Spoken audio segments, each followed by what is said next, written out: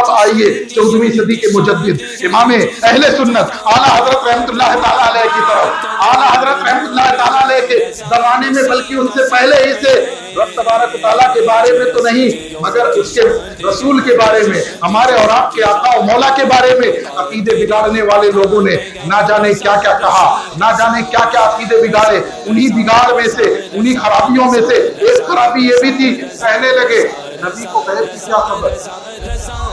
نبی کو غیب کی کیا خبر، طرح طرح سے وہ حدیثیں ڈھونڈ ڈھونڈ کے لانے لگے کہ وہ دیکھو فلاں موقع پہ حضرت عائشہ کا ہار گم ہو گیا تھا، اونٹ کے نیچے تھا مگر نبی کو معلوم نہیں تھا، تو نبی کو غیب کی کیا خبر۔ حضور کے بارے میں جو علم غیب کا عقیدہ ہے، وہ عقیدہ جس کے بارے میں امام ابو منصور ماتریدی نے لکھا ہے کہ عقیدہ نبیوں کے بارے میں علم غیب کا جو عقیدہ ہے یا نبیوں کا جو علم غیب ہوتا ہے وہ ان کی نبوت کی نشانی ہوا کرتا ہے، وہ ان کی نبوت کی علامت ہوا کرتا ہے، ان کی نبوت کی آیات اور نشانیوں میں سے ہوا کرتا ہے۔ اس عقیدے پہ اعتراض ہونے لگا، اس عقیدے پہ لوگوں نے اعتراض کرنا شروع کر دیا، اس عقیدے کو بگاڑنا شروع کر دیا۔ ہمارے علماء نے، ہندوستان بھر کے علماء نے ایسے بد عقیدوں کے باطل عقیدوں کا رد کیا، ان کے رد میں کتابیں لکھی، مگر امام اہل سنت اعلیٰ حضرت رحمت اللہ تعالیٰ علیہ نے ہندوستان میں بیٹھ کر کے ان کے عقیدے کے رد میں علم غیب مصطفیٰ کو ثابت کرنے کے لیے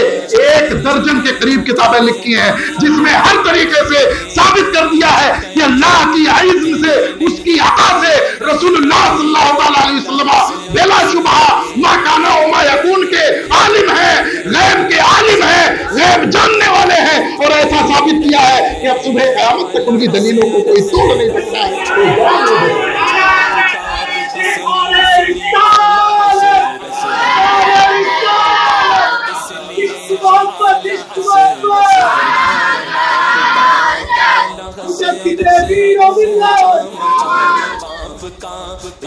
اعلیٰ حضرت علیہ رحمہ جب حج کرنے کے لیے گئے تو یہاں تو فتنہ پھیلا ہی رکھا تھا انڈیا میں، وہاں بھی لوگوں نے فتنہ پھیلا رکھا تھا، وہاں بھی لوگوں نے، وہابیہ نے جا کے وہاں بھی فتنہ پھیلا رکھا تھا۔ وہاں اس وقت حکومت، میں نے بتایا نا، وہاں اس وقت حکومت ترکی کی سلطنت عثمانیہ کی حکومت تھی، اس وقت مکے کے گورنر تھے شریف علی پاشا، ان کے یہاں بھی سوال پہنچا دیا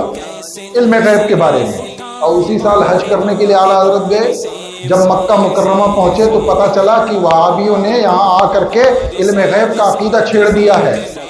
اہل سنت کے عقیدے کو بدلنا چاہا ہے، اعتراض طرح طرح سے کیا ہے، سوالات کیے ہیں۔ اور وہاں حضرت شیخ صالح کمال رحمت اللہ تعالیٰ علیہ جو مفتی مکہ تھے، احناف کے، حنفی حضرات کے مفتی مکہ تھے، ان کے سامنے سوالات آئے، انہوں نے لا کر کے سوالات دیے اعلیٰ حضرت کو کہ یہ دیکھیے سوالات آئے ہیں ان لوگوں کی جانب سے، حضور کے علم غیب پہ اعتراض کرنے والوں کی جانب سے سوالات آئے، ان کا جواب لکھ دیجئے۔ اعلیٰ حضرت نے کہا لائیے قلم دوات، ابھی جواب لکھ دیتا ہوں، لائیے قلم دوات، ابھی جواب لکھ دیتا ہوں۔ انہوں نے کہا کہ نہیں نہیں، ایسا فوری جواب ہم کو نہیں چاہیے، آپ اطمینان سے لکھیے، مگر ایسا جواب لکھیے کہ نبی کے علم غیب پہ اعتراض کرنے والوں کے دانت کھٹے ہو جائیں، پھر یہ جواب نہ دے سکیں، پھر یہ کچھ بول نہ سکیں، پھر یہ کسی طرح سے مسلمانوں کے عقیدے نہ بگاڑ سکیں۔ اعلیٰ حضرت نے کہا ٹھیک ہے، تھوڑا ابھی طبیعت ناساز ہے، وقت چاہیے، مگر طبیعت کی اسی ناسازی میں، اسی بخار کے عالم میں بغیر کوئی کتاب دیکھے، بغیر کوئی کتاب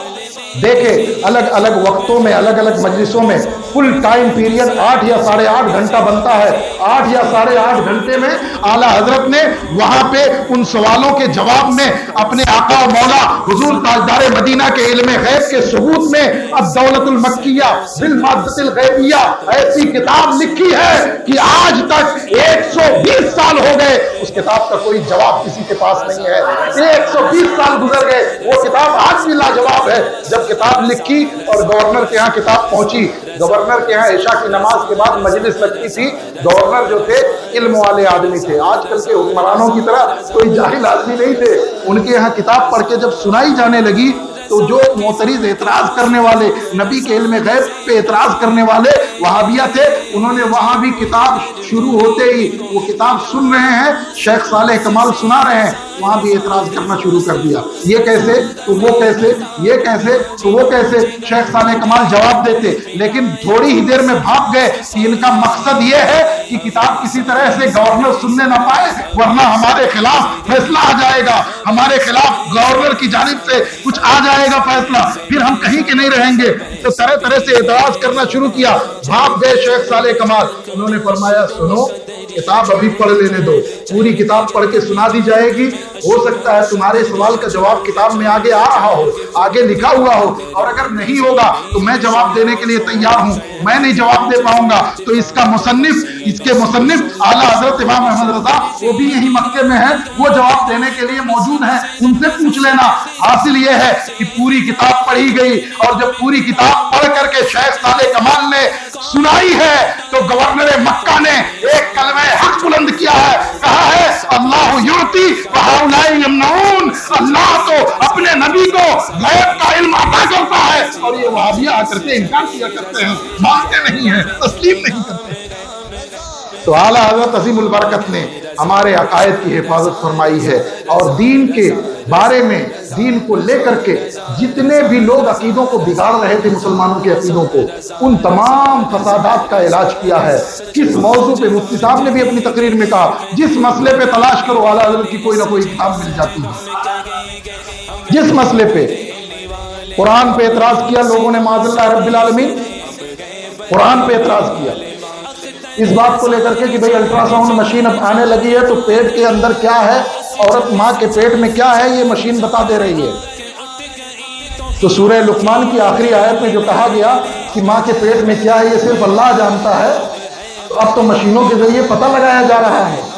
جب یہ اعتراض ہوا قرآن کی آیت پہ کہ کچھ لوگوں نے اعتراض کیا قرآن کی آیت پہ کہ قرآن کی آیت تو کہتی ہے کہ اللہ کے علاوہ کوئی نہیں جانتا، اور مشین تو بتا دے رہی ہے، اعلیٰ حضرت عظیم البرکت سے برداشت نہ ہوا، قرآن کے بارے میں مسلمانوں کے عقیدے کو متزلزل کرنے کی کوششیں کی گئی،